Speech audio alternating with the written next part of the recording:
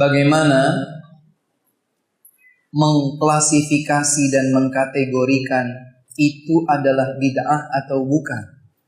Karena keterbatasan kami untuk mempelajari secara rinci menyebabkan kami tidak tahu ini ada dalilnya atau tidak. Tadi kan sudah dikasih. Bagaimana solusinya? Belajar. Dan ilmu tentang Islam itu bukan ilmu yang ada dalam genggaman tangan kemudian diberikan selesai semuanya. Masih sangat banyak ilmu tentang Islam yang belum kita ketahui. Ibaratnya kita ini berdiri di pinggir pantai dan ilmu tentang Islam adalah lautan yang tidak bertepian. Semakin kita mengarungi, semakin kita merasa kita akan mungkin tenggelam. Karena ilmu tentang Islam sangatlah banyak untuk dipelajari. Dengan berilmu, dengan belajar, insya Allah kita akan jadi mengetahui ini bid'ah atau bukan. Ini tuntunan Nabi atau bukan. Dengan ilmu.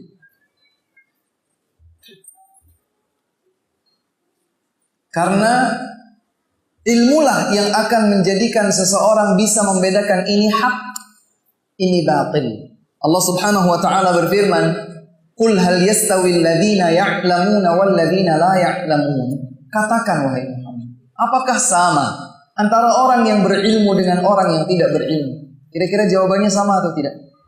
Tidak mungkin sama. Siapapun yang berilmu tentang ilmu apapun, dia tidak bisa disamakan dengan siapapun yang tidak berilmu tentang ilmu tersebut. Tidak setiap orang bisa menjalankan alat kamera ini dengan baik. Betul atau tidak? Siapa yang bisa menjalankannya dengan baik? Orang yang berilmu. Maka mereka berilmu di bidang tersebut. Suatu ketika Nabi SAW melewati kaum Ansor. Kaum Ansor itu siapa? Penduduk asli kota Madinah. Yang secara kultur mereka itu kulturnya adalah bercocok tanam.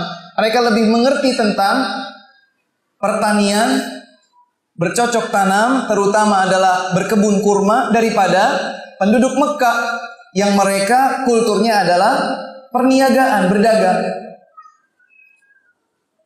Nabi Muhammad SAW melewati kaum Ansar dan melihat mereka sedang melakukan talqih, melakukan penyemaian agar muncul buah kurma. Kemudian kata Nabi SAW, jangan lakukan itu, biarkan saja. Mereka pun melihat bahwa ini adalah arahan Nabi SAW, mereka langsung tinggalkan. Ternyata pada saat waktunya panen tidak ada yang jadi. Rasul SAW dikabarkan tentang hal tersebut, beliau menjawab, antum a'lamu bi umuri dunyakum. Antum lebih mengerti tentang perkara-perkara dunia. Maka perkara dunia selama tidak bertentangan dengan hukum syariat Islam, Islam terbuka. Islam terbuka. Apa yang termasuk bid'ah, apa yang bukan bid'ah, mana yang tauhid, mana yang menyelisihi tauhid, tidak mungkin kita ketahui secara terperinci kecuali dengan belajar. Wallahu a'lam.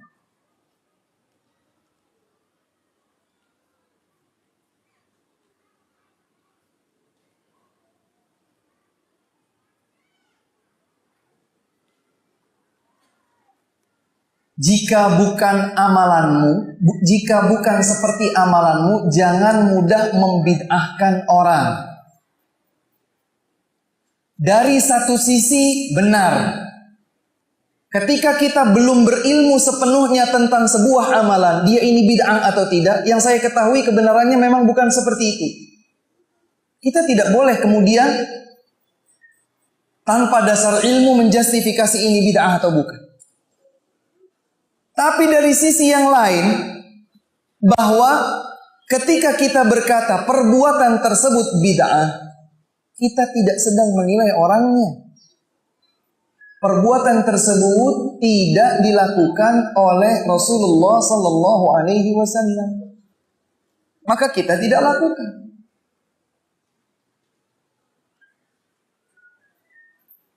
Saya ingin membaca Al-Quran dalam sholat tahajud yang lama, tapi saya hanya hafal surat-surat pendek.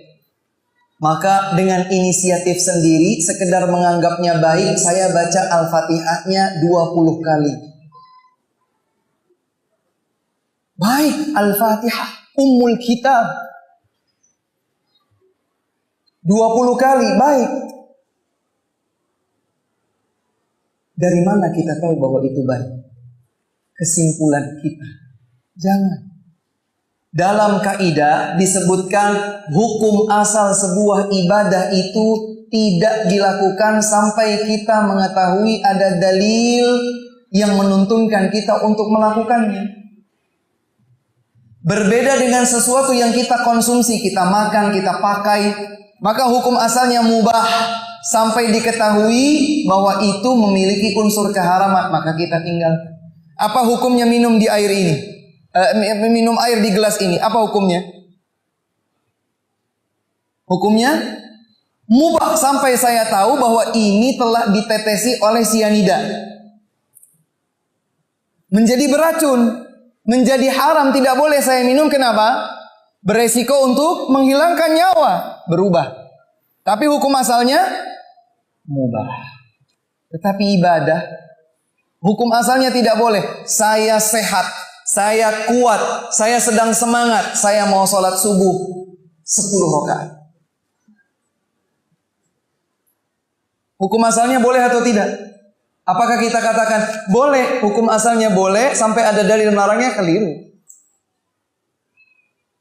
Dibalik. Dalam hal ibadah, hukum asalnya tidak kita lakukan kecuali ada dalil yang menunjukkan bahwa itu dilakukan.